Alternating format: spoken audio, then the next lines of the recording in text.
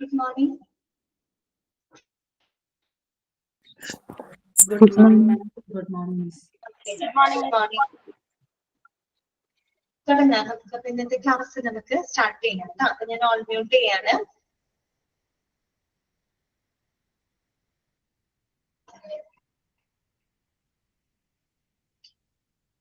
Okay, എല്ലാവർക്കും good morning ട്ടാ. കുറച്ച് ദിവസമായില്ലേ നമ്മള് കണ്ടിട്ട്. കഴിഞ്ഞ ചൊവ്വാഴ്ച കണ്ടതാണ് അല്ലെ, വ്യാഴാഴ്ച ക്ലാസ്സിൽ വരാനായിട്ട് പറ്റിയില്ല. ഓക്കെ. അത് ഞാൻ ക്ലാസ്സിൽ ഇവിടെ വന്നതാണ്. പെട്ടെന്ന് ഓക്കെ. വണ്ടി ഇടിച്ചതാണ്. വണ്ടി ഇടിക്കാന്ന് വെച്ച് കഴിഞ്ഞാൽ ഞാൻ ഇങ്ങോട്ട് വന്നോണ്ടിരിക്കുകയായിരുന്നു. ആ സമയത്ത് എന്റെ ഫ്രണ്ടിൽ പോയൊരു കുട്ടി 2 വീലറിന് ഓടിച്ചിട്ട് പെൺകുട്ടി തന്നെയാണ് ഓടിക്കുന്നുണ്ടായിരുന്നു ഫ്രണ്ടില്. ഞാനും ആളും ഒരേ ലൈനിലായിരുന്നു. അപ്പൊ ആ കുട്ടി ഫ്രണ്ടിൽ പോയിക്കൊണ്ടിരിക്കുക. പെട്ടെന്ന് ആ കുട്ടി റൈറ്റിലേക്ക് ടേൺ ചെയ്തു. ഇൻഡിക്കേറ്റർ ഒന്നും ഇട്ടില്ല. ഞാൻ പുറകേന്ന് വരുന്നുണ്ടായിരുന്നു.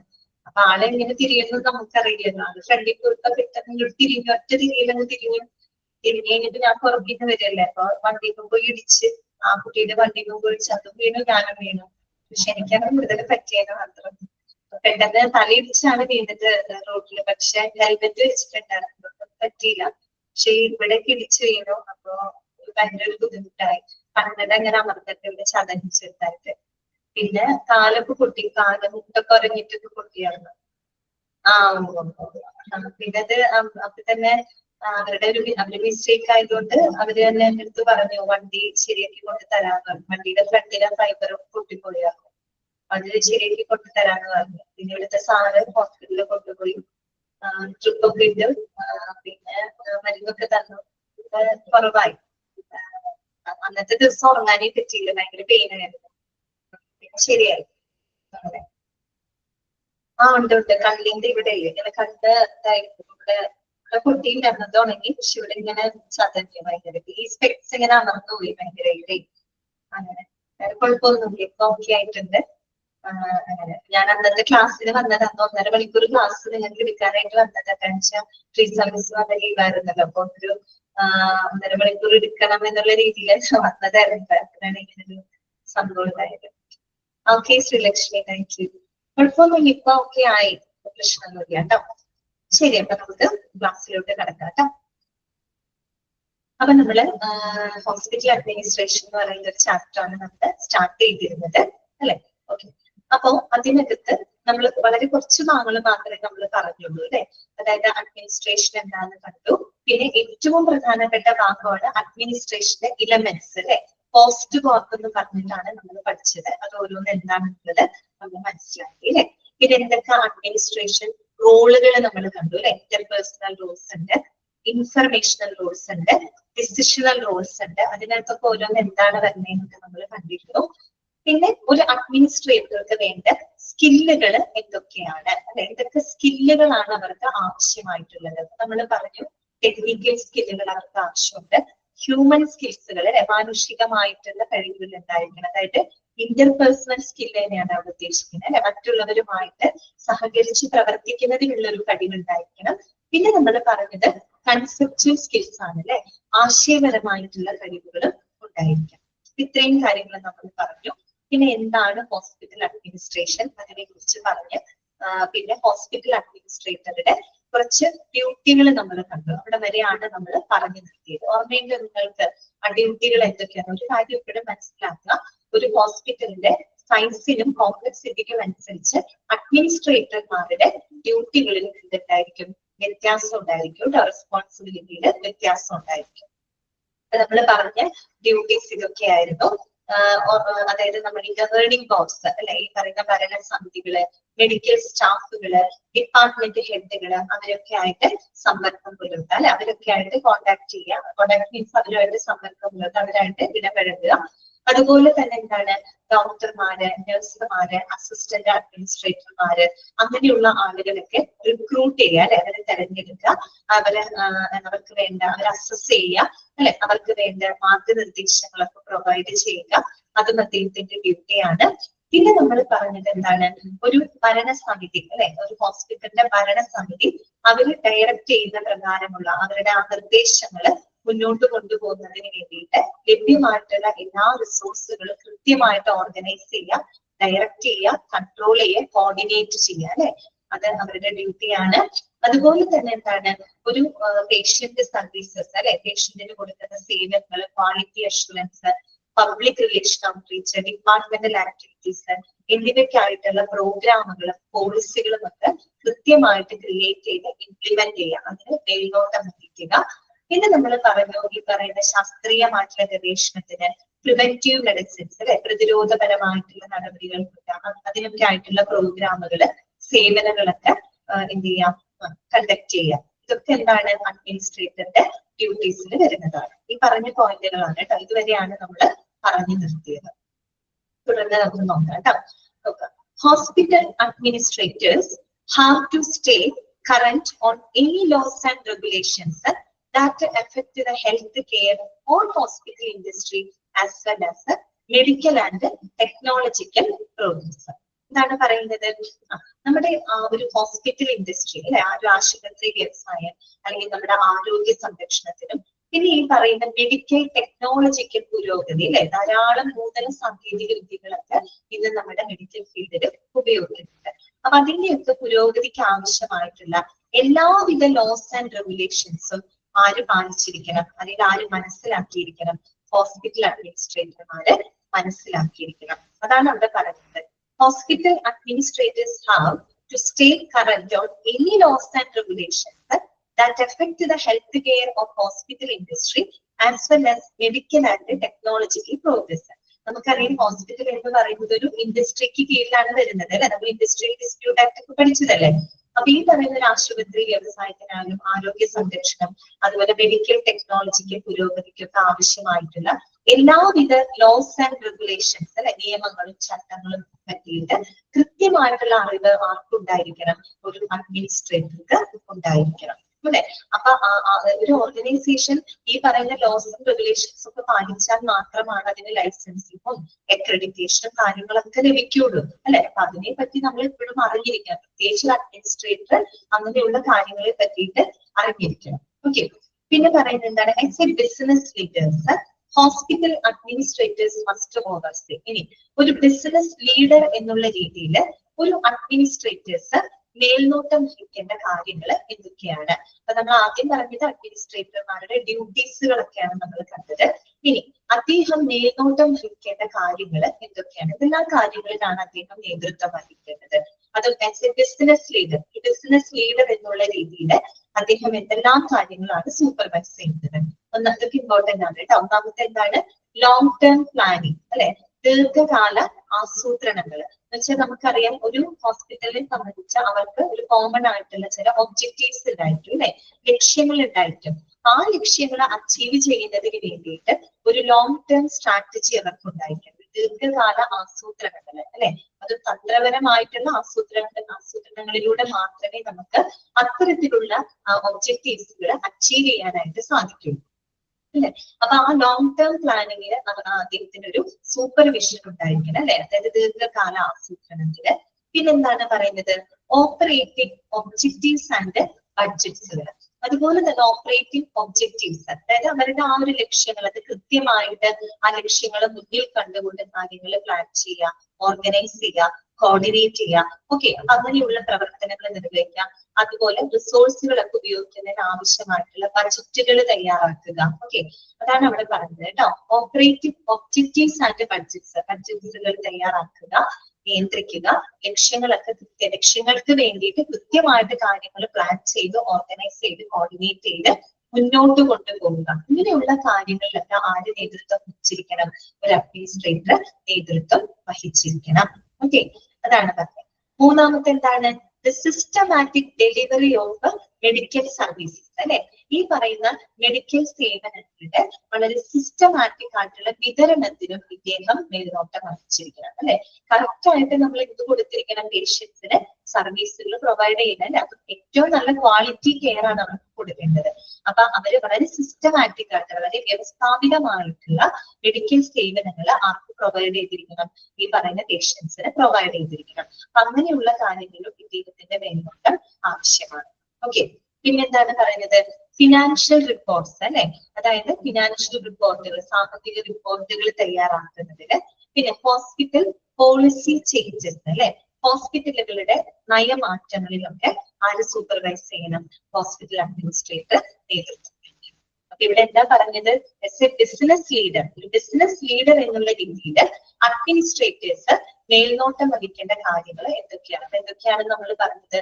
ലോങ് ടേം പ്ലാനിങ് അല്ലെ, ദീർഘകാല ആസൂത്രണം, അതുപോലെ തന്നെ ഓപ്പറേറ്റിംഗ് ഒബ്ജക്റ്റീവ്സ് ആൻഡ് ബഡ്ജറ്റ്സ് അല്ലെ, കൃത്യമായിട്ടുള്ള അവരുടെ ഒബ്ജക്റ്റീവ്സ്, ലക്ഷ്യങ്ങള് അതിന് വേണ്ടിയിട്ട് അത് ഓപ്പറേറ്റ് ചെയ്യാന്ന് വെച്ചാൽ ലക്ഷ്യങ്ങൾക്ക് വേണ്ടിയിട്ട് പ്രവർത്തിക്കുക. അതുപോലെ തന്നെ ബഡ്ജറ്റുകൾ തയ്യാറാക്കുക. പിന്നെ മെഡിക്കൽ സേവനങ്ങൾ വളരെ സിസ്റ്റമാറ്റിക് ആയിട്ടുള്ള വിതരണം ഉറപ്പാക്കുക. ഫിനാൻഷ്യൽ റിപ്പോർട്ടുകൾ തയ്യാറാക്കുന്നതില്, ഹോസ്പിറ്റലിന്റെ നയങ്ങൾ മാറ്റം വരുത്തുന്നതില്, ഇതിലെല്ലാത്തിലും ആര് സൂപ്പർവൈസ് ചെയ്യണം? അഡ്മിനിസ്ട്രേറ്റർ സൂപ്പർവൈസ് ചെയ്തിരിക്കണം. ക്ലിയർ ആയല്ലോ? പോയിന്റുകളൊക്കെ ഓക്കെ ആണല്ലോ? ഇനി എന്താ പറയുന്നത്? their strong interpersonal skills are needed when overseeing and mentoring staff, interacting with the community and cooperating with the governing council. അപ്പോ ഈ പറയുന്ന കമ്മ്യൂണിറ്റി ആയിട്ട്, കമ്മ്യൂണിറ്റി എന്ന് വെച്ചാൽ നമ്മുടെ പബ്ലിക് ആണ് അല്ലെ, നിങ്ങൾ പബ്ലിക് റിലേഷൻ ഒക്കെ പഠിച്ചതാണ്. അപ്പൊ ആ ഒരു കമ്മ്യൂണിറ്റിയുമായിട്ട് ഇന്ററാക്ട് ചെയ്ത് ഇടപഴകുന്ന സ്റ്റാഫുകള് അല്ലെ, അവിടുത്തെ ജീവനക്കാര്, അവരെ മേൽനോട്ടം വഹിക്കാനും അവർക്ക് വേണ്ട മാർഗനിർദ്ദേശങ്ങൾ നൽകാനും, അതുപോലെ ഗവേണിംഗ് ബോഡ്സ് അല്ലെ, അവിടുത്തെ ഭരണസമിതികളുമായിട്ട് സഹകരിച്ച് പ്രവർത്തിക്കുന്നതിനും എന്താവശ്യമാണ്? സ്ട്രോങ് ഇന്റർപേഴ്സണൽ സ്കില്ലുകൾ ആവശ്യമാണ് അല്ലെ. ഇന്റർപേഴ്സണൽ സ്കിൽ എന്ന് പറഞ്ഞാൽ എന്താണ്? നമ്മൾ ഓൾറെഡി പറഞ്ഞതാണ് അല്ലെ, ഹ്യൂമൻ സ്കിൽസുകളാണ്. മാനുഷികമായിട്ടുള്ള ആ ഒരു കഴിവുകൾ അത്യാവശ്യമാണ്. നമ്മൾ പറഞ്ഞില്ല എന്തൊക്കെ സ്കില്ലുകൾ വേണം എന്നുള്ളത്.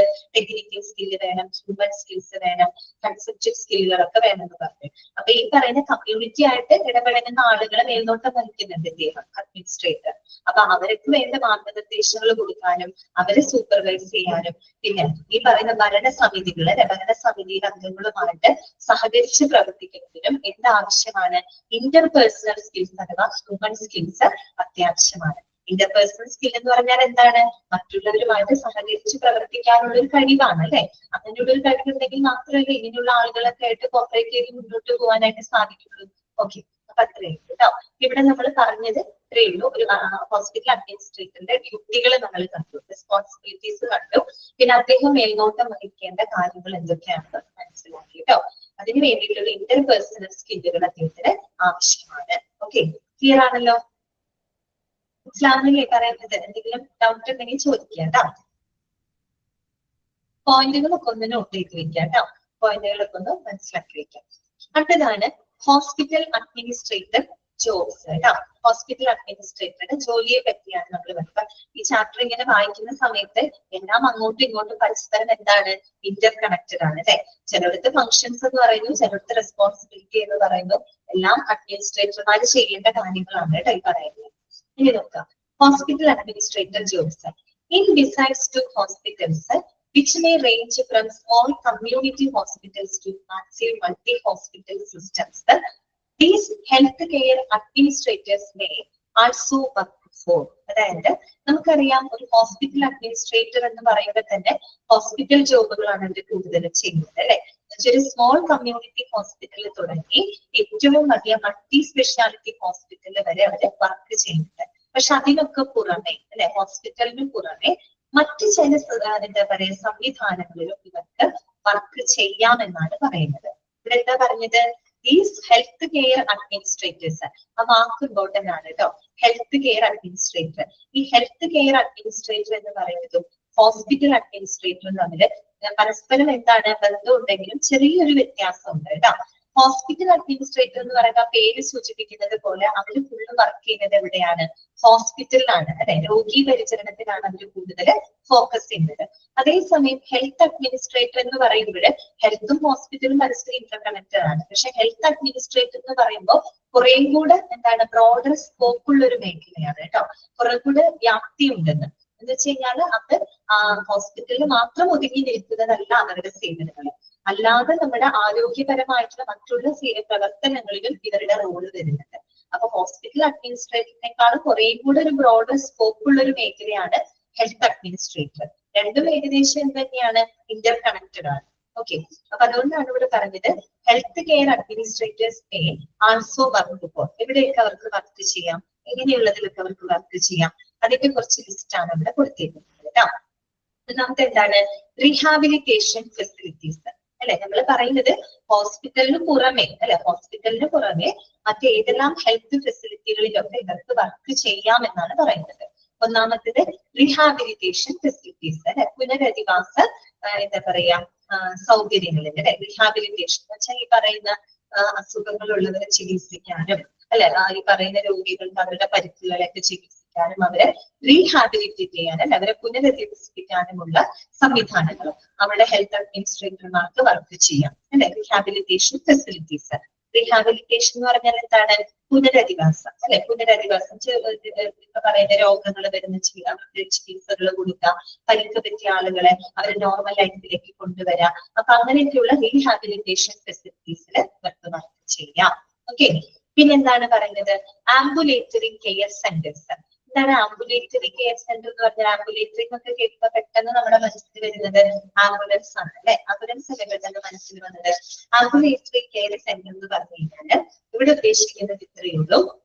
ഓക്കെ, മാഡം കറക്റ്റ് ആണ് കേട്ടോ. ഓക്കെ, അതായത് ഔട്ട് പേഷ്യന്റ് അടിസ്ഥാനത്തില് രോഗികൾക്ക് ചികിത്സാ സേവനങ്ങളൊക്കെ കൊടുക്കുന്ന ഒരു സംവിധാനമാണ് കേട്ടോ. ഔട്ട് പേഷ്യന്റ് അടിസ്ഥാനം. എന്താണ് ഔട്ട് പേഷ്യന്റ് അടിസ്ഥാനം എന്ന് പറയാൻ കാരണം? ഇൻപേഷ്യൻസ് അല്ല, അഡ്മിറ്റ് ആവണ്ട. അപ്പൊ നമ്മൾ രാവിലെ പോയി ഡോക്ടറെ കാണുന്നു, കൺസൾട്ട് ചെയ്ത് മരുന്ന് വാങ്ങിച്ച് തിരിച്ചു വീട്ടിൽ പോരില്ലേ? ആ ഒരു രീതിയിൽ ഔട്ട് പേഷ്യന്റ് അടിസ്ഥാനത്തില് എന്താണ് രോഗികൾക്ക് ചികിത്സകളൊക്കെ കൊടുക്കുന്ന സംവിധാനമാണ് കേട്ടോ. അവർക്ക് എന്ത് വേണ്ട? രാത്രി സമയം അല്ലെങ്കിൽ രാത്രി അവർക്ക് അവിടെ സ്റ്റേ ചെയ്യേണ്ടതായിട്ട് വരുന്നില്ല അല്ലെ. രാത്രി സമയങ്ങളിൽ ഹോസ്പിറ്റലിൽ അവർക്ക് സ്റ്റേ ചെയ്യേണ്ടതായിട്ടില്ല. സ്റ്റേ ചെയ്യുമ്പോൾ അത് ഇൻപേഷ്യന്റ് ആയി അല്ലെ. ഔട്ട് പേഷ്യന്റ് അടിസ്ഥാനത്തിൽ രോഗികൾക്ക് സേവനങ്ങൾ കൊടുക്കുന്ന സംവിധാനമുണ്ട് കേട്ടോ. അതിനെയാണ് നമ്മൾ ആംബുലേറ്ററി കെയർ സെന്റേഴ്സ് എന്ന് പറയുന്നത്. അവിടെ അത്യാവശ്യം വേണ്ട കാര്യങ്ങൾ, അതായത് ഈ പറയുന്ന കൺസൾട്ടേഷൻസ്, പിന്നെ ഈ പറയുന്ന മൈനർ സർജറികൾ, ഇതെല്ലാം മൈനർ സർജറികള്, അതുപോലെ തന്നെ ഡയഗ്നോസ്റ്റിക് ടെസ്റ്റുകള്, ഓക്കെ, പ്രിവെന്റീവ് മെഡിസിൻസ്, അങ്ങനെയുള്ള സേവനങ്ങളൊക്കെ അവിടെ ലഭിക്കുന്നുണ്ട് കേട്ടോ. ആംബുലേറ്ററി കെയർ സെന്റർ ക്ലിയർ ആയല്ലോ? ഔട്ട് പേഷ്യന്റ് അടിസ്ഥാനത്തിൽ രോഗികൾക്ക് ചികിത്സാ സേവനങ്ങൾ കൊടുക്കുന്ന സംവിധാനമാണ്. അപ്പൊ രാത്രി കാലങ്ങളിൽ അവിടെ രോഗികൾക്ക് സ്റ്റേ ചെയ്യേണ്ടതായിട്ട് വരുന്നില്ല കേട്ടോ. അപ്പൊ അങ്ങനെയുള്ള സ്ഥലമാണ്. പിന്നെ എന്താണ് പറയുന്നത്? Group medical practices. ഗ്രൂപ്പ് അല്ലെ. ഗ്രൂപ്പ് മെഡിക്കൽ പ്രാക്ടീസസ് എന്ന് പറയുമ്പോൾ തന്നെ ഗ്രൂപ്പായിട്ട് അല്ലെ, അതായത് ഇപ്പൊ രണ്ടോ അതിലധികമോ ഡോക്ടർമാര് അവര് ഒരു ഓർഗനൈസ്ഡ് ആയിട്ട് സംഘടിതമായിട്ടുള്ള രീതിയിൽ രോഗികൾക്ക് ചികിത്സാ സേവനങ്ങളൊക്കെ കൊടുക്കും. പ്രത്യേകിച്ച് ഡെന്റൽ ഡോക്ടേഴ്സ് ഒക്കെ ചെയ്യാറുണ്ട് അല്ലെ. ഡെന്റൽ ഡോക്ടേഴ്സ് ഒക്കെ അവര് ഒരു രണ്ടോ മൂന്നോ ഡോക്ടേഴ്സ് ഒരുമിച്ച് ചേർന്നിട്ട് ചെറിയൊരു ക്ലിനിക്ക് പോലെയൊക്കെ ഇട്ടിട്ട് അവര് ഗ്രൂപ്പ് മെഡിക്കൽ പ്രാക്ടീസ് ഉണ്ട്. അങ്ങനെ അതൊക്കെ ഒരു എക്സാമ്പിൾ ആയിട്ട് പറഞ്ഞതാണ് കേട്ടോ. അതായത് ഈ പറയുന്ന രണ്ടോ അതിലധികമോ ഡോക്ടർമാർ കൂടി ചേർന്നിട്ട് അവര് സംഘടിതമായിട്ട് ഓർഗനൈസ്ഡ് ആയിട്ട് അവരെന്ത് ചെയ്യാണ്? രോഗികൾക്ക് ചികിത്സാ സേവനങ്ങൾക്ക് കൊടുക്കുന്ന ഫെസിലിറ്റികളുണ്ട്. അപ്പൊ അവിടെ വർക്ക് ചെയ്യാം. ഓക്കെ. പിന്നെന്താണ് പറയുന്നത്? ഹോസ്പൈസസ്. ഹോസ്പൈസസ് എന്ന് പറഞ്ഞ വാക്ക് നിങ്ങൾ തുടക്കമേ പഠിച്ചിട്ടുണ്ട്, ഇൻട്രൊഡക്ഷനിൽ പഠിച്ചിട്ടില്ലേ? ഹോസ്പിറ്റൽ എന്ന വാക്ക് അല്ലെ, എന്തെന്ന് ഒറിജിനേറ്റ് ചെയ്ത് വന്ന ഹോസ്പൈസ് എന്നൊക്കെ പറഞ്ഞിട്ടുണ്ട് അല്ലെ. അതെ, കറക്റ്റ് ആണ്. പാലിയേറ്റീവ് കെയർ പോലെയാണ് കേട്ടോ. പാലിയേറ്റീവ് കെയർ എന്ന് പറഞ്ഞാൽ ഇവിടെ ഉദ്ദേശിക്കുന്നത് പ്രത്യേകിച്ച് രോഗിയുടെ അവസാന കാലഘട്ടങ്ങളിൽ കേട്ടോ, അവസാന നാളുകളില് അവർക്ക് പിന്തുണ കൊടുക്കുന്നതിന് വേണ്ടിയിട്ടുള്ള സംവിധാനങ്ങളാണ്. അതുകൊണ്ടാണ് പാലിയേറ്റീവ് എന്ന് പറയുന്നത് കേട്ടോ. എന്ന് വെച്ച് കഴിഞ്ഞാൽ അവസാന കാലഘട്ടത്തിലാണ് അവർക്ക് പിന്തുണ കൊടുക്കുക. പിന്തുണ കൊടുക്കുക വെച്ചാൽ അവർക്ക് ഏറ്റവും കൂടുതൽ മാനസികമായിട്ടുള്ള പിന്തുണ, സാമൂഹികമായിട്ടുള്ള പിന്തുണ, ചിലപ്പോൾ സാമ്പത്തികമായിട്ടുള്ള പിന്തുണകളും അവർക്ക് കൊടുക്കേണ്ടതായിട്ടുണ്ട്. അങ്ങനെയുള്ള സേവനങ്ങളൊക്കെ കൊടുക്കുന്ന സെന്ററുകളാണ് കേട്ടോ ഹോസ്പൈസസ്.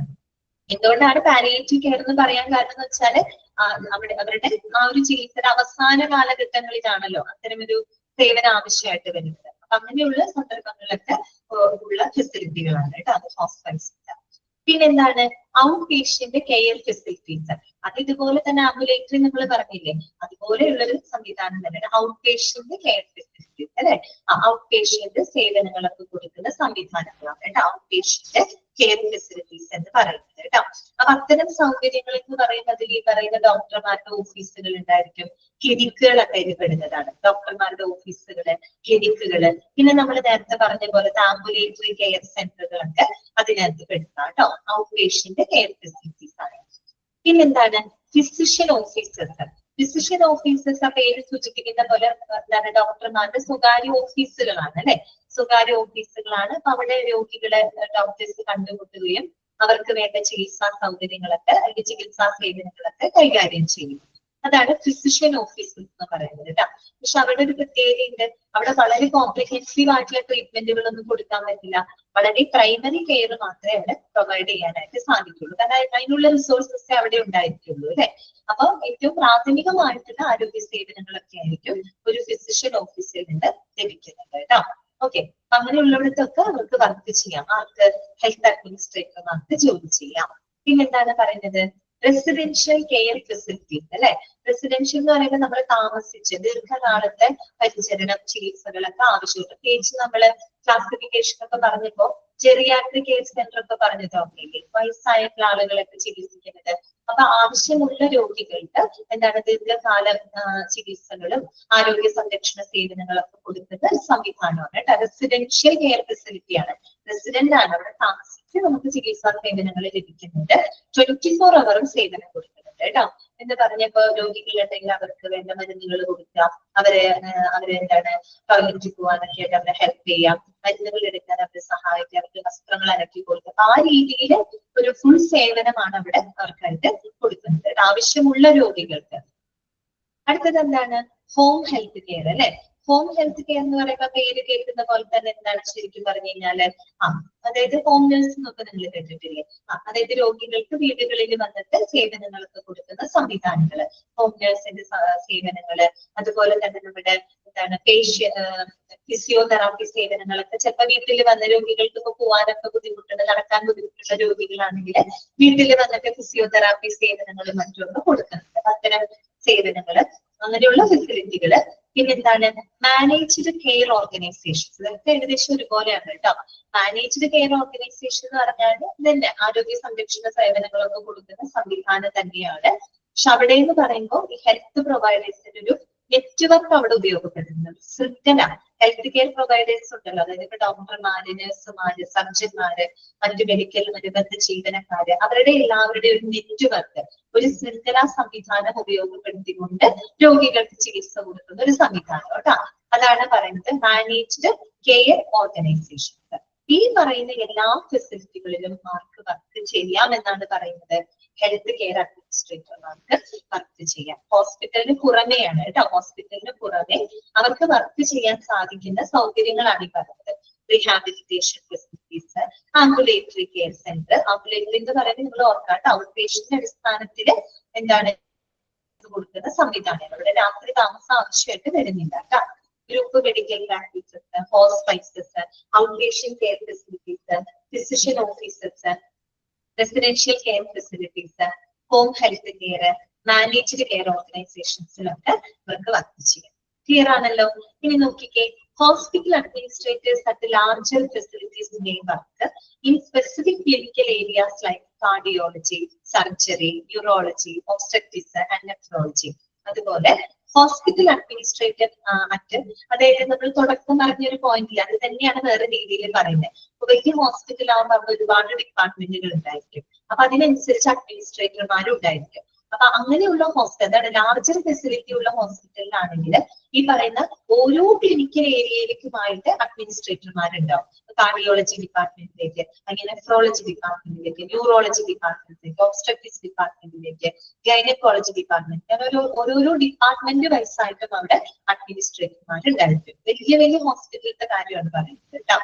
അതേസമയം hospital administrators at smaller facilities, ചെറിയ ഫെസിലിറ്റി ഉള്ള ചെറിയ ഹോസ്പിറ്റലൊക്കെ ആണെങ്കിൽ they may supervise different department like finance, education, research and personnel.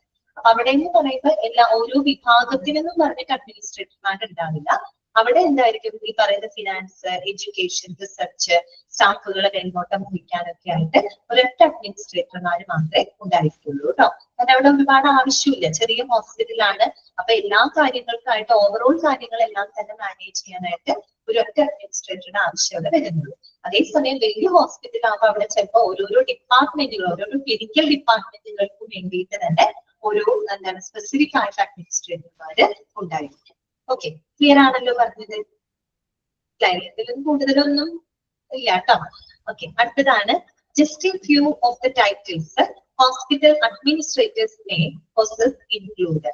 ഇനി ഒരു ഹോസ്പിറ്റൽ അഡ്മിനിസ്ട്രേറ്റർക്ക് പൊസസ് ചെയ്യാവുന്ന, അവർക്ക് നിർവഹിക്കാവുന്ന ചില റോളുകളാണ്. റോൾ എന്ന് വെച്ചാൽ അതല്ല, ചില പൊസിഷനുകളാണ് താഴെ കൊടുത്തിരിക്കുന്നത്. അത് ജസ്റ്റ് ഒന്ന് മനസ്സിലാക്കി വെച്ചാൽ മതി. അപ്പൊ നിങ്ങൾ പഠിക്കുന്ന ഒരു കോഴ്സ് ഹോസ്പിറ്റൽ അഡ്മിനിസ്ട്രേറ്റർ ആണ്. അപ്പൊ നമ്മൾ ചെല്ലുന്ന സമയത്ത് ഒരു ട്രെയിനിങ് പീരീഡ് ആയിരിക്കും, ഒരു പ്രൊഫഷണൽ പീരീഡ് നമുക്ക് ഉണ്ടായിരിക്കും. പല മേഖലകളിലും നമുക്ക് വർക്ക് ചെയ്യേണ്ടതായിട്ട് വരും കേട്ടോ. അത് നിങ്ങളുടെ സ്കില്ല്, നിങ്ങളുടെ നോളജ്, നിങ്ങളുടെ പ്രൊഫഷ്യൻസി, നിങ്ങളുടെ എഡ്യൂക്കേഷണൽ എക്സ്പീരിയൻസ് അല്ലെ, ക്വാളിഫിക്കേഷൻസ്, അതിനൊക്കെ ബേസ് ചെയ്തിട്ട് നമുക്ക് പല പൊസിഷനുകൾ വരെ എത്തിപ്പെടാം എന്നാണ് പറയുന്നത് കേട്ടോ. ഏതൊക്കെ പൊസിഷനുകളിലൊക്കെ അവർക്ക് നിർവഹിക്കാം എന്നാണ് പറയുന്നത്. നോക്കിക്കേ, ആദ്യത്തെ പറയുന്നത് president of chief executive officer, CEO, ഏറ്റവും ടോപ്പ് അഡ്മിനിസ്ട്രേറ്റർ ആണ് കേട്ടോ സിഇഒ എന്ന് പറയുന്നത്. അപ്പൊ അതിന്റെ ഫുൾ ഫോമും കൂടെ ഒന്ന് പഠിച്ചു വെക്കാം കേട്ടോ. Chief executive officer, CEO. അദ്ദേഹം എന്ന് പറഞ്ഞു കഴിഞ്ഞാല് he's responsible for the entire operations of the hospital. ഒരു ഹോസ്പിറ്റലിന്റെ മുഴുവൻ പ്രവർത്തനങ്ങളും റെസ്പോൺസിബിൾ ആയിട്ടുള്ള ഒരു വ്യക്തിയാണ്. അവിടുത്തെ പ്ലാനിങ്, ബഡ്ജറ്റിങ്, ഓർഗനൈസിങ്, എല്ലാ കാര്യങ്ങളും, ഓക്കെ, ഫിനാൻസ്, അങ്ങനെ എല്ലാ കാര്യങ്ങളും, എല്ലാ ഓപ്പറേഷൻസിനെയും ഓവറോൾ മാനേജ് ചെയ്യുന്ന ഒരു വ്യക്തിയാണ് സിഇഒ എന്ന് പറയുന്നത് അല്ലെ, ചീഫ് എക്സിക്യൂട്ടീവ് ഓഫീസർ. അങ്ങനെ ഒരു പൊസിഷൻ വഹിക്കാം. പിന്നെ എന്താണ് chief operating officer, COO, chief operating officer. അദ്ദേഹം എന്ന് പറഞ്ഞാൽ എന്താണ്, he's responsible for the day to day operations in the hospital. ഒരു ഹോസ്പിറ്റലിലെ ഡെയിലി ഡേ ടു ഡേ ഓപ്പറേഷൻസിനൊക്കെ മേൽനോട്ടം വഹിക്കുന്ന ഒരു പൊസിഷൻ ആണ് കേട്ടോ ചീഫ് ഓപ്പറേറ്റിംഗ് ഓഫീസർ എന്ന് പറയുന്നത്. അതുപോലെ CFO എന്ന് പറഞ്ഞാൽ എന്താണ്, ചീഫ് ഫിനാൻഷ്യൽ ഓഫീസർ. ഫിനാൻസ് എന്ന് തന്നെ കേൾക്കുമ്പോൾ നമുക്കറിയാം അല്ലെ, സാമ്പത്തികമായിട്ടുള്ള കാര്യങ്ങളൊക്കെ കൈകാര്യം ചെയ്യുന്ന ആ ഒരു പൊസിഷൻ. ഇവരൊക്കെ ഏറ്റവും ടോപ്പിൽ കിടക്കുന്ന അഡ്മിനിസ്ട്രേറ്റർമാരാണ്. CEO, അതിന് തൊട്ടുകാര് COO, അതായത് ചീഫ് ഓപ്പറേറ്റിംഗ് ഓഫീസർ, അതിന് തൊട്ടുകാര് CFO, ചീഫ് ഫിനാൻസ് ഓഫീസർ. പിന്നെ നോക്കൂ, hospital administrator, associate executive director, director of human resources, recruitment specialist, vice president of quality, hospital operation administrator, complaints educator, director of nursing, director of clinical operations, assistant director of finance, director of population health. ഒരു form ഏതാണ് കേട്ടോ, director of patient care service. 2 പോയിന്റുകളാണ് കേട്ടോ, ഒരുമിച്ച് വന്നോന്ന് മാത്രമേ ഉള്ളൂ. നമുക്ക് ഡയറക്ടർ ഓഫ് പോപ്പുലേഷൻ ഹെൽത്തും director of patient care services, അങ്ങനെ പല പല പൊസിഷനുകൾ ഇവർക്ക് വഹിക്കാം എന്നാണ് പറയുന്നത്. അത് അവരുടെ എന്താണ്, അതായത് നിങ്ങളെ പോലുള്ളവരുടെ സ്കില്ലുകള്, നോളജ്, എഡ്യൂക്കേഷണൽ ക്വാളിഫിക്കേഷൻ ഒക്കെ ബേസ് ചെയ്തിട്ടാണ് പ്രൊമോഷൻ കിട്ടി. ചിലപ്പോൾ ഏറ്റവും താഴ്ന്ന ലെവലായിരിക്കും, പിന്നെ അവിടെ നിന്ന് നമുക്ക് പ്രൊമോഷൻ കിട്ടി നല്ല ഉയർന്ന പൊസിഷനുകളിൽ വരെ നമുക്ക് എത്താനായിട്ട് സാധിക്കും. ഓക്കെ, അപ്പൊ അതൊക്കെ ഒന്ന് ജസ്റ്റ് മനസ്സിലാക്കി വെക്കാനുള്ളതേ ഉള്ളൂ കേട്ടോ. ക്ലിയർ ആണല്ലോ? അടുത്തേലോട്ട് പോകാം. ഓക്കെ ആണോ? ഇതുവരെ പറഞ്ഞ കാര്യങ്ങളൊക്കെ ഓക്കെ ആണോ? മനസ്സിലായോ? നമ്മൾ പഠിച്ചത് ഇത്രയൊക്കെ ഉള്ളൂ. അഡ്മിനിസ്ട്രേറ്ററുടെ ഡ്യൂട്ടീസ് ആൻഡ് റെസ്പോൺസിബിലിറ്റീസ് കണ്ടു. അദ്ദേഹം ഓവർസീ ചെയ്യേണ്ട അല്ലെ, അദ്ദേഹം സൂപ്പർവൈസ് ചെയ്യേണ്ട കാര്യങ്ങൾ എന്തൊക്കെയാണ് അത് നമ്മൾ മനസ്സിലാക്കി. അതുപോലെ തന്നെ ഒരു ഹോസ്പിറ്റലിന്റെ പുറമെ അല്ലെ, ഒരു ഹോസ്പിറ്റലിന്റെ പുറമെ മറ്റേതെല്ലാം മേഖലകളിൽ ഇവർക്ക്, മറ്റേതെല്ലാം ഫെസിലിറ്റികളിൽ ഇവർക്ക് വർക്ക് ചെയ്യാം എന്ന് നമ്മൾ കണ്ടു. പിന്നെ നമ്മൾ പറഞ്ഞത് ഒരു ഹോസ്പിറ്റൽ അഡ്മിനിസ്ട്രേറ്റർക്ക് പൊസസ് ചെയ്യാവുന്ന റോളല്ല, ഏതൊക്കെ പൊസിഷനുകൾ അവർക്ക് നിർവഹിക്കാനായിട്ട് സാധിക്കും. അത് ഇപ്പോഴും ഓർക്കുക, അത് അവരുടെ സ്കില്ല്, നോളജ്, എഡ്യൂക്കേഷണൽ ക്വാളിഫിക്കേഷൻസ്, അവർക്ക് ലഭിക്കുന്ന പരിശീലനം, അതിനെയൊക്കെ ബേസ് ചെയ്തുകൊണ്ട് നമുക്ക് പല പല പൊസിഷനുകൾ വഹിക്കാനായിട്ട് സാധിക്കും. അങ്ങനെയുള്ള ചിലതുകളാണ് ഇവിടെ കൊടുത്തിരുന്നത് കേട്ടോ. ഓക്കെ, നമുക്കത് വായിച്ച് മനസ്സിലാക്കിയിരിക്കാം. ഇനി അടുത്തതാണ് ഫങ്ഷൻസ് ഓഫ് ഹോസ്പിറ്റൽ അഡ്മിനിസ്ട്രേറ്റർ. അപ്പൊ വീണ്ടും വേറൊരു പേരിലാണ് പറയുന്നത് അല്ലെ, ഫങ്ഷൻസ്. ഒരു ഹോസ്പിറ്റൽ അഡ്മിനിസ്ട്രേറ്ററുടെ പ്രവർത്തനങ്ങൾ എന്തൊക്കെയാണ്? ശരിക്കും പറഞ്ഞത് ഇത് തന്നെയാണ് അവരുടെ റെസ്പോൺസിബിലിറ്റീസ് ആണ് അല്ലെ, അവരുടെ ഡ്യൂട്ടീസ് ആൻഡ് റെസ്പോൺസിബിലിറ്റീസ് തന്നെയാണ് അവിടെ ഉദ്ദേശിക്കുന്നത്. ഓക്കെ, അപ്പൊ ഫങ്ഷൻസ് ഓഫ് ഹോസ്പിറ്റൽ അഡ്മിനിസ്ട്രേറ്റർ കേട്ടോ, ഓർത്ത് നോക്കുക. ഒന്നാമത്തെ പോയിന്റ് ഇതാണ്, ഹ്യൂമൻ റിസോഴ്സ് ഫങ്ഷൻസ് അല്ലെ, ഹ്യൂമൻ റിസോഴ്സ് ഫങ്ഷൻസ്. ഇതൊക്കെ നമ്മൾ നേരത്തെ പറഞ്ഞു പോയിന്റാണ് അല്ലെ, നേരത്തെ പറഞ്ഞ പോയിന്റാണ്.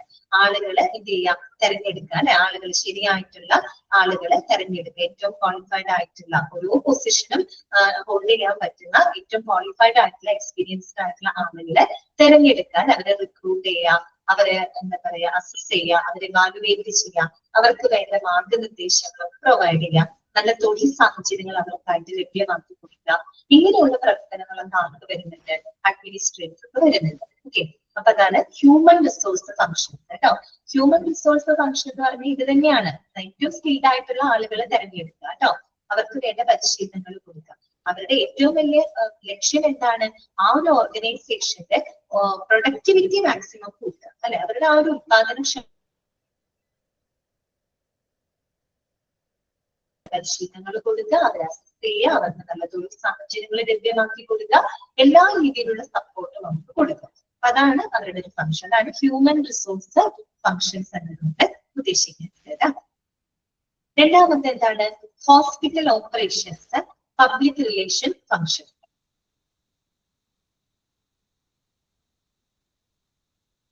അതുകൊണ്ട് അത്തരം പ്രവർത്തനങ്ങളൊക്കെ ചെയ്യാം. പിന്നെന്താണ്? പബ്ലിക് റിലേഷൻ ഫംഗ്ഷൻസ്, അല്ലെ? പബ്ലിക്കുമായിട്ടുള്ള ഒരു റിലേഷൻ കീപ്പ് ചെയ്യുന്ന രീതിയിലുള്ള പ്രവർത്തനങ്ങൾ. അപ്പൊ നിങ്ങൾ പഠിച്ചു അല്ലെ? പബ്ലിക് റിലേഷൻസിൽ പഠിച്ച ഓപ്പറേറ്റീവ് മെത്തേഡ്, കമ്മ്യൂണിക്കേറ്റീവ് മെത്തേഡ് എന്നൊക്കെ പറഞ്ഞ് നിങ്ങൾ പഠിച്ചിട്ടുണ്ടായിരിക്കും. അപ്പൊ അതിൽ നമ്മൾ ആളുകളുമായിട്ട് കമ്മ്യൂണിറ്റിയിലേക്ക് ഇറങ്ങിച്ചെന്നത്, അല്ലെ? പ്രത്യേകിച്ച് ആ ഒരു ഹോസ്പിറ്റലിന്റെ പോസിറ്റീവ് ആയിട്ടുള്ള ഒരു ഇമേജ്, അവരുടെ ആ ഒരു റെപ്യൂട്ടേഷൻ, അവരുടെ ക്രെഡിബിലിറ്റി കമ്മ്യൂണിറ്റിയിൽ വർദ്ധിക്കുന്ന രീതിയിലുള്ള പ്രവർത്തനങ്ങൾ.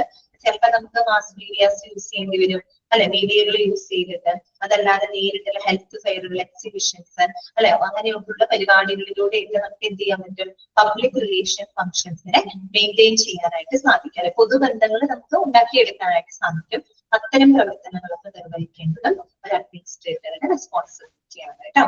ഓക്കെ, പിന്നെന്താണ് പറയുന്നത്? Formulation of policies and implementation. അവിടെ ഫുൾ സ്റ്റോപ്പ് ഇടാം. Formulation of policies and implementation, അതായത് ആശുപത്രി സംബന്ധമായിട്ടുള്ള നയങ്ങൾ, അല്ലെ? പോളിസികളെല്ലാം തന്നെ ഫോർമുലേറ്റ് ചെയ്യുക, രൂപീകരിക്കുക. ഇംപ്ലിമെന്റേഷൻ, അത് നല്ല രീതിയിൽ തന്നെ നടപ്പിലാക്കുക. ഓക്കെ, പിന്നെന്താണ്? Ensure compliance with laws, rules ആണ് കേട്ടോ. നൈസ് എന്നൊക്കെയാണ് എഴുതി വെച്ചിരിക്കുന്നത്. ലോസ്, റൂൾസ് എന്നാണ് കേട്ടോ. ഇത് ഇങ്ങനെ ഒരു വാക്കില്ല, നൈസ് അല്ല, റൂൾസ്. RULES, rules. കിട്ടിയിട്ട് റൂൾസ് എന്നാണ് കേട്ടോ.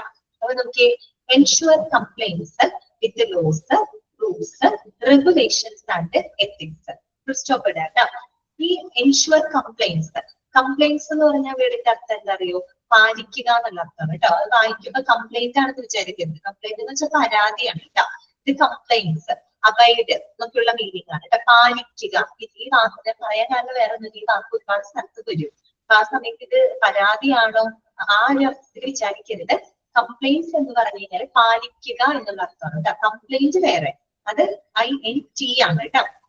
അപ്പൊ നോക്കുക, ensure compliance with laws, rules, regulations and ethics. അത് മാത്രമല്ല, ആ ഒരു ഹോസ്പിറ്റല് എല്ലാവിധ ലോകള്, അല്ലെ? ലോസ്, റൂൾസ്, നിയന്ത്രണങ്ങള്, അല്ലെ? അത് എത്തിക്സുകള്, അതെല്ലാം കൃത്യമായിട്ട് പാലിക്കുന്നുണ്ടോ എന്ന് ഉറപ്പുവരുത്തേണ്ടതും ആര് തന്നെയാണ്? ഹോസ്പിറ്റൽ അഡ്മിനിസ്ട്രേറ്റർ ആണ്. ഓക്കെ, പിന്നെന്താണ്? ആ അർത്ഥത്തിലാണ് പറയുന്നത് act as A legal representative of the hospital. Please act as the legal representative of the hospital. ഒരു ഹോസ്പിറ്റലിന്റെ ലീഗൽ റെപ്രസെന്റേറ്റീവ് ആയിട്ട് പ്രവർത്തിക്കുന്നത് ആരാണ്? ഹോസ്പിറ്റൽ അഡ്മിനിസ്ട്രേറ്റർമാരാണ്, അല്ലെ? കാര്യം എന്താണ്? അവരാണ് ആ ഒരു ഹോസ്പിറ്റലിൽ കൃത്യമായിട്ടുള്ള ലോസും, റൂൾസും, റെഗുലേഷൻസ് ഒക്കെ പാലിക്കുന്നുണ്ടോ എന്ന് ഉറപ്പുവരുത്താനുള്ള ഒരു ഡ്യൂട്ടി ആർക്ക് വരുന്നുണ്ട്? അഡ്മിനിസ്ട്രേറ്റർക്ക് വരുന്നുണ്ട്. അതുകൊണ്ടാണ് അദ്ദേഹം act as A legal representative എന്ന് പറയുന്നത് കേട്ടോ. പിന്നെന്താണ്? The hospital administrator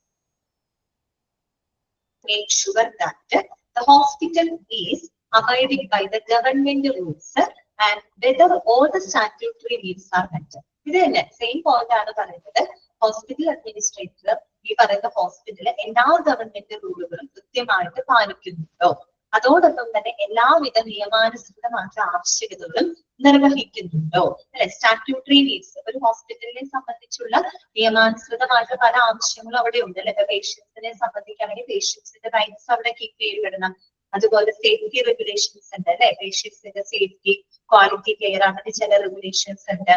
അതുപോലെ തന്നെ ലൈസൻസ്, അല്ലെ? അവർക്ക് ആ ഒരു ഹോസ്പിറ്റൽ ലൈസൻസിങ്, അക്രഡിറ്റേഷൻ ഒക്കെ ലഭിക്കണമെങ്കിൽ അതിൻ്റെതായ സ്റ്റാറ്റ്യൂട്ടറി കാര്യങ്ങളൊക്കെ പാലിച്ചിരിക്കണം. അങ്ങനെയുള്ളതെല്ലാം തന്നെ പാലിക്കുന്നുണ്ടോ എന്ന് He has the responsibility to supervise all the activities in the hospital. ഒരു ഹോസ്പിറ്റലിലെ എല്ലാ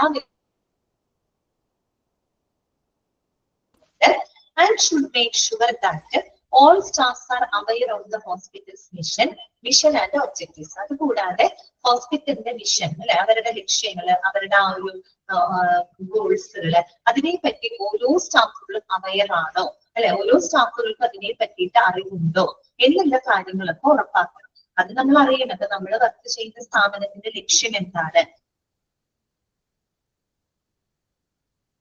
സ്റ്റാഫുകൾ പ്രവർത്തിക്കാനായിട്ട് അല്ലെ. അങ്ങനെ പ്രവർത്തിക്കുന്നുണ്ടോ എന്ന് ഉറപ്പാക്കേണ്ടതും അഡ്മിനിസ്ട്രേറ്ററുടെ ജോലിയാണ് കേട്ടോ. ഓക്കെ, എന്താണ് പറയുന്നത്? Should make sure that all the staffs R aware of the hospitals mission and objectives. അടുത്ത പോയിന്റ് എന്താണ്? Carry out all the management decision in hospital. അതായത് ഒരു ഹോസ്പിറ്റൽ മാനേജ്മെന്റിന്റെ എല്ലാ തീരുമാനങ്ങളും കാര്യങ്ങളെല്ലാം തന്നെ തീരുമാനിക്കുന്നത്. അവരുടെ തീരുമാനങ്ങൾ കൃത്യമായിട്ട് നടപ്പിലാക്കുക, പ്രാവർത്തികമാക്കുക. അതിന്റെ ഉത്തരവാദിത്തമാക്കാണ് അഡ്മിനിസ്ട്രേറ്റീവ് കേട്ടോ. ഓക്കെ, പിന്നെന്താണ് പറയുന്നത്? Map out major rules, regulations and procedures and ensure their implementation. Map out ചെയ്യാന്ന് വെച്ചാൽ എന്താണ്? രൂപീകരിക്കുക, ഫോർമുലേറ്റ് ചെയ്യാം എന്നുള്ള അർത്ഥമാണ് കേട്ടോ. പ്രധാന അതെല്ലാം കൃത്യമായിട്ട് ഫോർമുലേറ്റ് ചെയ്യുക അല്ലെ, മാപ്പ് ഔട്ട് ചെയ്യുക, ഫോർമുലേറ്റ് ചെയ്യുക. അതോടൊപ്പം എൻഷുർ ദയർ ഇംപ്ലിമെന്റേഷൻ, അത് നടപ്പിലാക്കുക അല്ലെ, അത് കൃത്യമായിട്ട് നടപ്പിലാക്കുന്നുണ്ടോ എന്നുള്ളതും ഉറപ്പാക്കുക. ഒരേ കാര്യം തന്നെയാണ് പേയ്മെന്റിൽ പറയുന്നത്. പിന്നെന്താണ്? Make sure that rules formulated are in with the hospitals policies. അതോടൊപ്പം തന്നെ എന്താണ്?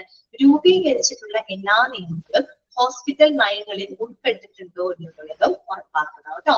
മേക്ക് ഷുവർ ദാറ്റ് നമ്മൾ കുറെ റൂൾസ് ആൻഡ് റെഗുലേഷൻസ് ഒക്കെ ഫോർമുലേറ്റ് ചെയ്താലും അത് ഈ പറയുന്ന ഹോസ്പിറ്റലിന്റെ നയങ്ങളുമായിട്ട് ഒത്തുപോകുന്നുണ്ടോ എന്നുള്ളത് കൂടെ ചെക്ക് ചെയ്യുക.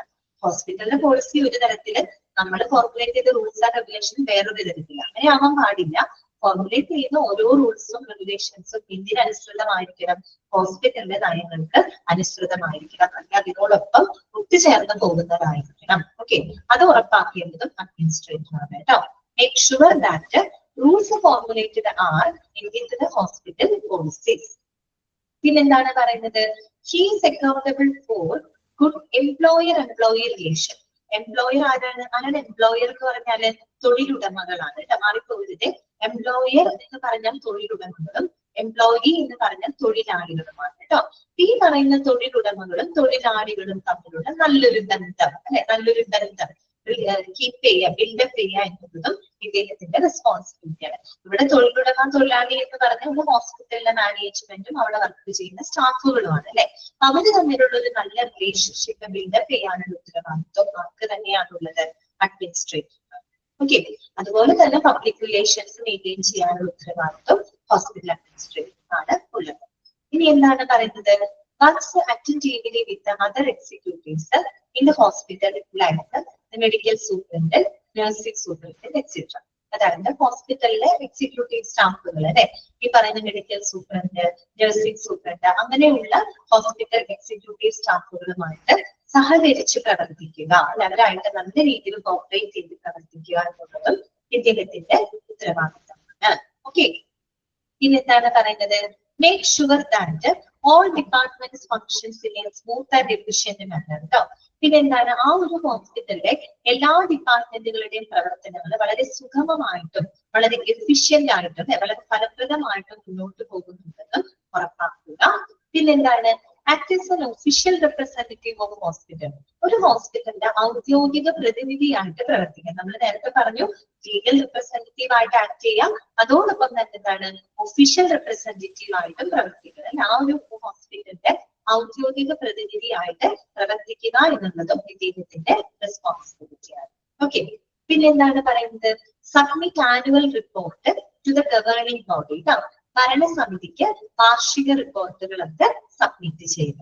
വാർഷിക റിപ്പോർട്ട് കാര്യം ഇവര് തന്നെയാണ് ബഡ്ജറ്റിങ്ങും കാര്യങ്ങളും എല്ലാം ഹാൻഡിൽ ചെയ്യുന്നത് ഇവര് തന്നെയാണ്. അപ്പൊ കൃത്യമായിട്ട് ഭരണസമിതിക്ക് ഗവേണിംഗ് ബോഡിക്ക് എന്ത് ചെയ്യാം?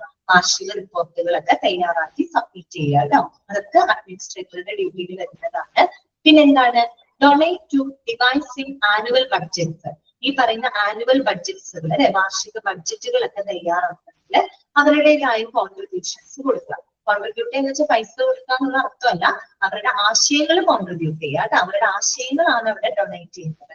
ഒരു വാർഷിക ബഡ്ജറ്റുകളൊക്കെ തയ്യാറാക്കുന്നത് ഈ പറയുന്ന ഇവരുടെ സ്കില്ലുകൾ അല്ലെ, ഇവരുടെ നോളജ്, ഇവരുടെ എന്താ പറയാ ആശയങ്ങള്, ക്രിയേറ്റീവ് ഐഡിയാസ് ഒക്കെ അതിലേക്ക് ഡൊണേറ്റ് ചെയ്യുക. ഓക്കെ, ക്ലിയർ ആയോ പറഞ്ഞത്?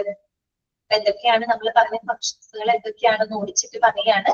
ഹ്യൂമൻ റിസോഴ്സ് ഫംഗ്ഷൻസ് ഉണ്ട്, പിന്നെ ഹോസ്പിറ്റലിന്റെ പ്രവർത്തനങ്ങൾ, പബ്ലിക് റിലേഷൻ ഫംഗ്ഷൻസ് ചെയ്യാനുണ്ട്, പിന്നെ ഹോസ്പിറ്റൽ സംബന്ധമായിട്ടുള്ള പോളിസികളും പ്രൊസീജിയറുകളൊക്കെ ഫോർമുലേറ്റ് ചെയ്യുക, അത് കൃത്യമായിട്ട് അവിടെ ഇംപ്ലിമെന്റ് ചെയ്യുക, നടപ്പിലാക്കുക. അത് ഉത്തരവാദിത്വമാണ്. അതുപോലെ ഹോസ്പിറ്റലിന്റെ എല്ലാ പ്രവർത്തനങ്ങളെയും മേൽനോട്ടം വഹിക്കുക. അവിടുത്തെ സ്റ്റാഫുകൾ, ഹോസ്പിറ്റലിലെ സ്റ്റാഫുകൾ എല്ലാവരും തന്നെ ആ ഒരു ഹോസ്പിറ്റലിന്റെ മിഷനെ പറ്റിയിട്ടുള്ള അറിവുണ്ടോ ഉള്ളത് ഉറപ്പാക്കണം കേട്ടോ.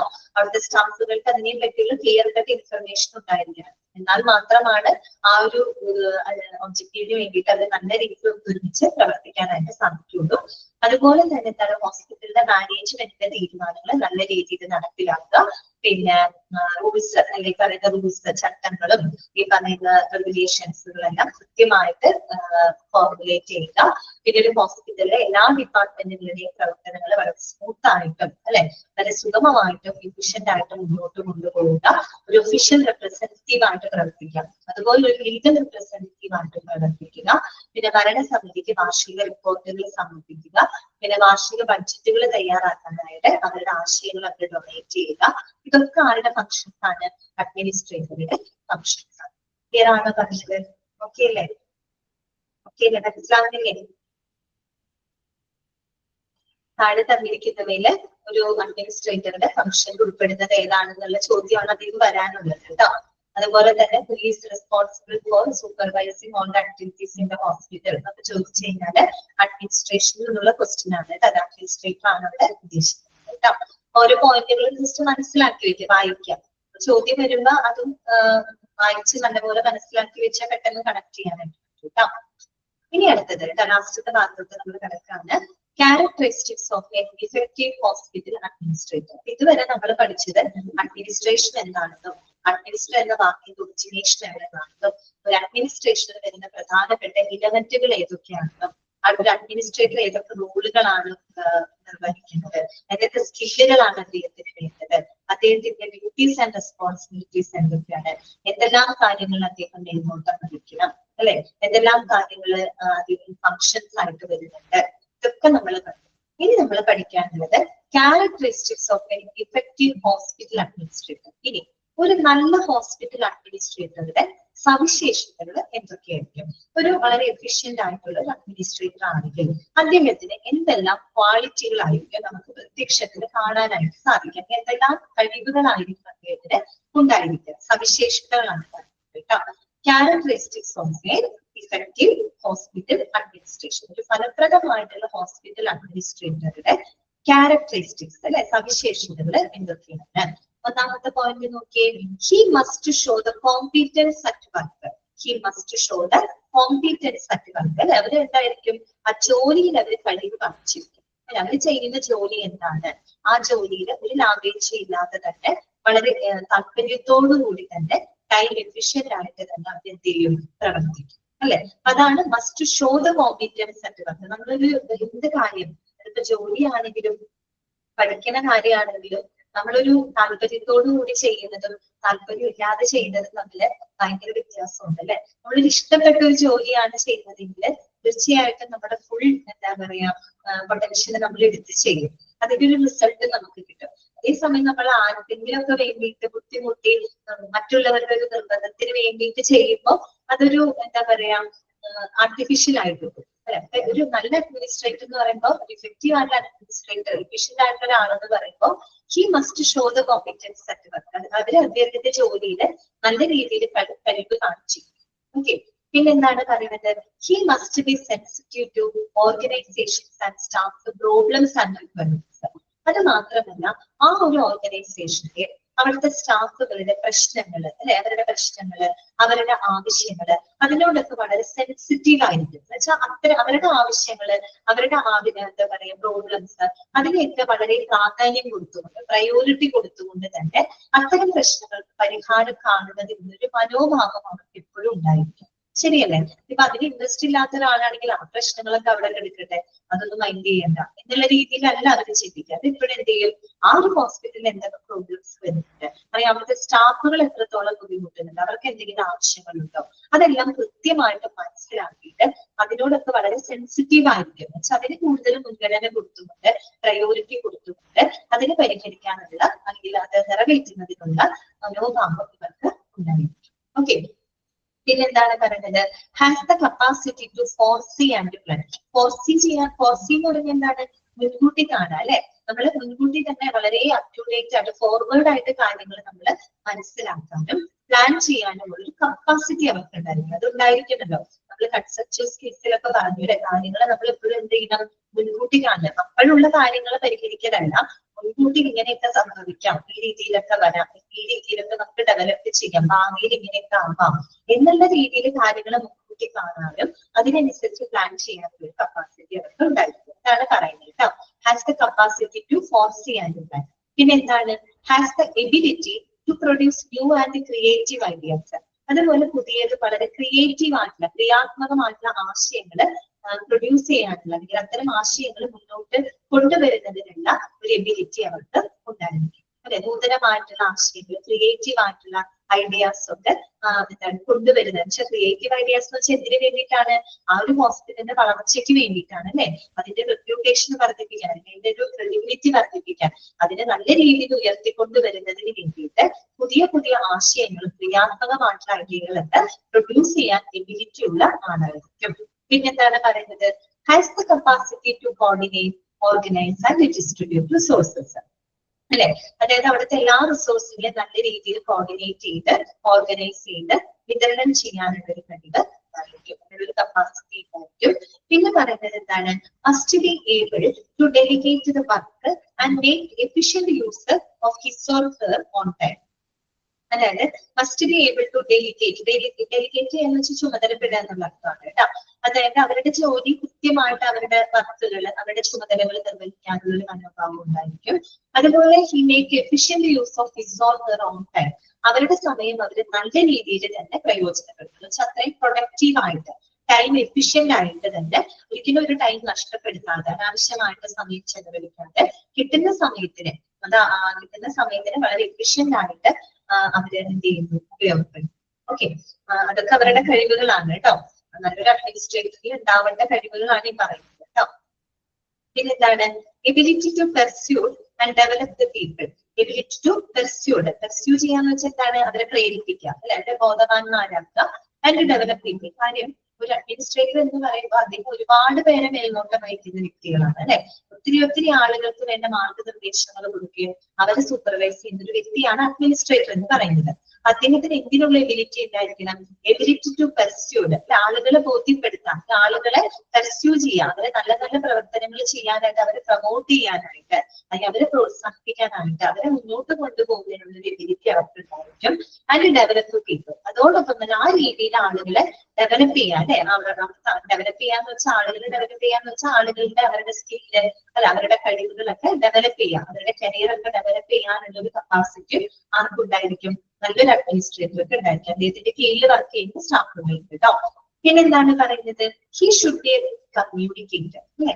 നല്ലൊരു ആശയവിനിമയ ശേഷിയുള്ള ആളായിരിക്കും അല്ലെ. കമ്മ്യൂണിക്കേറ്റർ എന്ന് പറയുമ്പോൾ ഒരുപാട് ഭാഷകൾ കൈകാര്യം ചെയ്യാൻ അറിവുണ്ടാവാന്ന് മാത്രമല്ല കേട്ടോ അവിടെ ഉദ്ദേശിക്കുന്നത്. എന്ത് ഭാഷയാണെങ്കിലും നല്ല രീതിയിൽ കമ്മ്യൂണിക്കേറ്റ് ചെയ്യാനുള്ള കഴിവുണ്ടായിരിക്കണം അല്ലെ. അതിപ്പോ മലയാളം ആയാലും ഇംഗ്ലീഷ് ആയാലും മറ്റേത് ലാംഗ്വേജ് ആയിക്കഴിഞ്ഞാലും ആളുകളായിട്ട് കമ്മ്യൂണിക്കേറ്റ് ചെയ്യാനും കമ്മ്യൂണിക്കേറ്റർ അവരുടെ കാര്യങ്ങൾ കൃത്യമായിട്ട് മനസ്സിലാക്കി ശരിയായ തീരുമാനങ്ങൾ എടുക്കാനും വേണ്ട മാർഗനിർദ്ദേശങ്ങൾ കൊടുക്കാനും ഒട്ടും പൈസ ഇല്ലാതെ പ്രവർത്തിക്കാനൊക്കെ എന്ത് വേണം? നല്ല കമ്മ്യൂണിക്കേഷൻ അവിടെ ആവശ്യമാണ്. So he should be A good communicator കേട്ടോ. അപ്പൊ നമ്മൾ എന്താ പഠിച്ചത്? ഒരു ഹോസ്പിറ്റൽ നല്ലൊരു എഫിഷ്യന്റ് ആയിട്ടുള്ള, ഒരു ഇഫക്റ്റീവ് ആയിട്ടുള്ള ഹോസ്പിറ്റൽ അഡ്മിനിസ്ട്രേറ്ററുടെ സവിശേഷതകൾ എന്തൊക്കെയാണ്?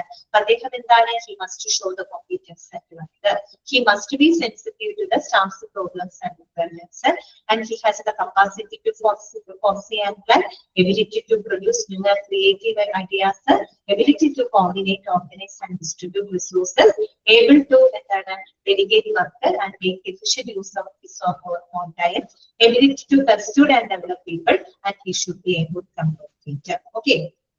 തന്നിരിക്കുന്നതിൽ ഒരു എഫിഷ്യന്റ് ഹോസ്പിറ്റൽ അഡ്മിനിസ്ട്രേറ്ററുടെ സവിശേഷതകളിൽ ഉൾപ്പെടുന്നത് ഏതാണ്, ഉൾപ്പെടാത്തത് ഏതാണ് എന്നൊക്കെ ചോദിക്കുകയാണെങ്കിൽ ഈ ഓരോ പോയിന്റുകളും നമ്മൾ മനസ്സിലായി കേട്ടോ. ഇനി അടുത്തത് ഏറ്റവും ഒടുവിലത്തെ ഭാഗമാണ് ബില്ലിംഗ് സ്പെഷ്യലിസ്റ്റ് കേട്ടോ.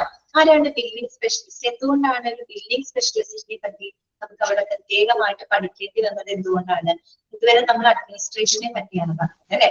ബില്ലിംഗ് സ്പെഷ്യലിസ്റ്റും എന്ത് തന്നെയാണ്? ഒരു അഡ്മിനിസ്ട്രേഷൻ വിഭാഗത്തിൽ വരുന്ന ഒരു ജോലി തന്നെയാണ് കേട്ടോ ബില്ലിംഗ് സ്പെഷ്യലിസ്റ്റ്. പിന്നെ എന്തുകൊണ്ട് അത് പ്രത്യേകം എടുത്തു പറഞ്ഞു എന്ന് വെച്ച് കഴിഞ്ഞാല് ഇവരധികം എന്താണ് ബിഹൈൻഡ് ദ സ്ക്രീൻ എന്താണ് കാരണം മോർ കെയർ മോർ കെയർ കൊടുക്കേണ്ട കാര്യങ്ങളാണ് അല്ലെ. അത് മാത്രമല്ല നമ്മൾ ഇതിൽ ബിഹൈൻഡ് ദ സ്ക്രീൻ പ്രവർത്തിക്കുന്ന ആൾക്കാരാണ്. അഡ്മിനിസ്ട്രേഷന്റെ തന്നെ പിന്നാമ്പുറങ്ങളിൽ അല്ലെ നമ്മൾ നേരിട്ട് അവരെ കാണുന്നില്ലെങ്കിൽ കൂടിയും ആ ഒരു ഹോസ്പിറ്റലിലെ പല കാര്യങ്ങളും ഒരുപാട് കാര്യങ്ങളുടെ അടിത്തറ എന്ന് പറയുന്നതിൽ ഒരു റോള് വഹിക്കുന്ന വ്യക്തിയാണ് ബില്ലിംഗ് സ്പെഷ്യലിസ്റ്റ് എന്ന് പറയുന്നത്. പക്ഷെ നമ്മൾ ആ റോളിനെ പറ്റിയിട്ട് കൂടുതൽ അറിഞ്ഞിരിക്കണം. അല്ലെങ്കിൽ എന്താണ് അവരുടെ ഒരു പ്രാധാന്യം മനസ്സിലാക്കാൻ വേണ്ടിയിട്ടാണ് ബില്ലിംഗ് സ്പെഷ്യലിസ്റ്റ് അവിടെ ഉൾപ്പെടുത്തിയിരിക്കുന്നത് കേട്ടോ. ഓക്കെ, അവരും അഡ്മിനിസ്ട്രേഷൻ വിഭാഗത്തിൽ പെടുന്ന ആൾക്കാരാണ്. പക്ഷെ കൂടുതൽ അവരെ നമ്മൾ നിരയിലല്ല കാണുന്നത്, ബിഹൈൻഡ് ദ സ്ക്രീനിലാണ് അവർ പ്രവർത്തിക്കുന്നത്. അതുകൊണ്ടായിരിക്കണം അത് നമ്മൾ കൂടുതൽ മനസ്സിലാക്കാൻ വേണ്ടിയിട്ട് അങ്ങനെ ഒരു ബില്ലിംഗ് സ്പെഷ്യലിസ്റ്റിനെ പറ്റിയിട്ട് അവിടെ പറയുന്നത്. സോ നമുക്ക് വായിക്കാം. Billing specialist centres on preparing bills and invoices, maintaining financial records, looking over contracts, and updating databases at the requirements. അതായത് പറഞ്ഞ സെന്റൻസ് ഒന്ന് അണ്ടർലൈൻ ചെയ്യുക. ഒരു ബില്ലിംഗ് സ്പെഷ്യലിസ്റ്റിന്റെ റെസ്പോൺസിബിലിറ്റീസ് ആണ് അവർ പറഞ്ഞത് കേട്ടോ. ബില്ലിംഗ് സ്പെഷ്യലിസ്റ്റ് ആരാണെന്നും അദ്ദേഹത്തിന്റെ ഡ്യൂട്ടി എന്താണെന്നാണ് അവിടെ പറഞ്ഞത്. എന്തൊക്കെയാണ്? He preparing bills and invoices അല്ലെ. ഈ പറയുന്ന രോഗികൾക്കായാലും ഇൻഷുറൻസ് കമ്പനികളായിക്കോട്ടെ മറ്റു പണമടയ്ക്കുന്നവരുടെയൊക്കെ ബില്ലുകൾ അല്ലെ ഇൻവോയ്സുകളൊക്കെ തയ്യാറാക്കുന്നതും പ്രോസസ് ചെയ്യുന്നതും ഒരു ബില്ലിംഗ് സ്പെഷ്യലിസ്റ്റ് ആണ് അല്ലെ. ഇൻവോയ്സ് എന്ന് പറഞ്ഞ ബില്ല് തന്നെയാണ് കേട്ടോ. പ്രത്യേകിച്ച് വലിയ വലിയ ഗുഡ്സുകളൊക്കെ ഉണ്ടല്ലോ, നമ്മൾ കൊറിയർ ഒക്കെ വരുമ്പോൾ ഇൻവോയ്സ് എന്നാണ് പറയുന്നത്. ബില്ല് തന്നെയാണ്, പക്ഷെ ഈ ചരക്കുകളൊക്കെ നമ്മൾ അങ്ങോട്ടും ഇങ്ങോട്ടും കൈമാറ്റം ചെയ്യപ്പെടുമ്പോൾ അതിന്റെയൊക്കെ ബില്ലും കാര്യങ്ങളാണ്, അതാണ് ഇൻവോയ്സ് എന്ന് പറയുന്നത് കേട്ടോ. അപ്പൊ അങ്ങനെയുള്ള കാര്യങ്ങളൊക്കെ തയ്യാറാക്കുന്നതും പ്രോസസ് ചെയ്യുന്നതും ഒന്നാമത്തെ പോയിന്റ് അതാണ് കേട്ടോ, പ്രിപ്പയറിംഗ് ബിൽസ് ആൻഡ് ഇൻവോയ്സസ്. രണ്ടാമത് എന്താണ്? മെയിൻറ്റെയിനിങ് ഫിനാൻഷ്യൽ റെക്കോർഡ്സ് അല്ലെ, സാമ്പത്തികമായിട്ടുള്ള റെക്കോർഡുകൾ സൂക്ഷിക്കുക. എന്ന് വെച്ചാൽ പ്രത്യേകിച്ച് ഈ പറയുന്ന ബേസിക് അക്കൗണ്ട്സ്, അവരുടെ പേയ്മെന്റ്സ്, ഇൻഷുറൻസ് ക്ലെയിമുകള്, അതൊക്കെ കൃത്യമായിട്ട് അങ്ങനെയുള്ള റെക്കോർഡുകളൊക്കെ കൃത്യത ഉറപ്പാക്കുക. അങ്ങനെയുള്ള റെക്കോർഡുകളൊക്കെ കൃത്യമായിട്ട് മെയിൻറ്റെയിൻ ചെയ്യുക. പിന്നെ എന്താണ്? ലുക്കിംഗ് ഓവർ കോൺട്രാക്ട്സ് അല്ലെ, കരാറുകൾ അല്ലെ, കരാറുകൾ അവലോകനം ചെയ്യാന്ന് പറഞ്ഞു കഴിഞ്ഞാല് ഈ പറയുന്ന ഇൻഷുറൻസ് കമ്പനികള് മറ്റ് ഹോസ്പിറ്റൽ പാർട്ട്നേഴ്സ് ഒക്കെ ഉണ്ടായിരിക്കും കേട്ടോ. അങ്ങനെയുള്ള പാർട്ട്നേഴ്സിന്റെയൊക്കെ ഈ പറയുന്ന അവരുമായിട്ടുള്ള കോൺട്രാക്റ്റുകളൊക്കെ പരിശോധിച്ച് അതിന്റെ കൃത്യത ഉറപ്പാക്കുക. പിന്നെ എന്താണ്? അപ്ഡേറ്റിംഗ് ഡാറ്റാബേസസ് ആൻഡ് റിക്വയർമെന്റ്സ്, അതായത് രോഗികളുടെ പേയ്മെന്റ്സ്, അവരുടെ ബില്ലുകള്, ഇൻവോയ്സസ്, ഇൻഷുറൻസ് ക്ലെയിമുകള് അല്ലെ, അങ്ങനെയുള്ള കാര്യങ്ങളുടെയൊക്കെ ഡാറ്റകള് കൃത്യമായിട്ട് അപ്ഡേറ്റ് ചെയ്യുക കേട്ടോ. അത് ആവശ്യമുണ്ടെങ്കിൽ ആവശ്യാനുസരണം അത്തരം ഡാറ്റകളൊക്കെ അപ്ഡേറ്റ് ചെയ്യുക, മാറ്റങ്ങൾ വരുത്താം. അതൊക്കെ ഇദ്ദേഹത്തിന്റെ റെസ്പോൺസിബിലിറ്റിയാണ് കേട്ടോ. ആരുടെ? ബില്ലിംഗ് സ്പെഷ്യലിസ്റ്റ് കേട്ടോ. ബില്ലിംഗ് സ്പെഷ്യലിസ്റ്റിന്റെ ഡ്യൂട്ടിയാണ് പറഞ്ഞത്. Preparing bills and invoices, maintaining financial records, looking over contracts, and updating databases. കേട്ടോ. പിന്നെ അടുത്ത എന്താണ്? The job also necessitates seeing to it that all the information is entered correctly and making financial reports. എന്നൊക്കെ പറഞ്ഞത് തന്നെയാണ് കേട്ടോ. അതായത് അവര് കറക്റ്റ് ആയിട്ട് എൻട്രി ചെയ്യുന്ന എല്ലാ വിവരങ്ങളും കൃത്യമാണോ എന്നുള്ളത് ഉറപ്പാക്കിക്കൊണ്ട് ഫിനാൻഷ്യൽ റിപ്പോർട്ടുകളൊക്കെ ഇവര് തയ്യാറാക്കിയിട്ടുണ്ട് കേട്ടോ, ബില്ലിംഗ് സ്പെഷ്യലിസ്റ്റുകൾ. പിന്നെ മാത്രമല്ല നോക്കിക്കേ, while their role is often overlooked owing to its back-end nature, billing clerks provide valuable support to clinicians in that they support providers to get paid for the services rendered. ഇപ്പൊ ഞാൻ പറഞ്ഞ കാര്യമാണ്. അതായത് billing clerk എന്ന് പറയുന്നത് behind the സ്ക്രീനിലാണ് work ചെയ്യുന്നത് അല്ലെ. നമ്മൾ കൂടുതൽ മുൻനിരയിൽ അവർ കാണുന്നില്ല, പക്ഷെ അവർ എന്താ പറയാ അഡ്മിനിസ്ട്രേഷനിൽ തന്നെ പിന്നാമ്പുറങ്ങളിൽ വർക്ക് ചെയ്യുന്ന ആളുകളാണ്. പക്ഷെ അതുകൊണ്ടാണ് ആ ഒരു റോൾ അധികം നമ്മൾ അറിയാതെ പോകുന്നത്.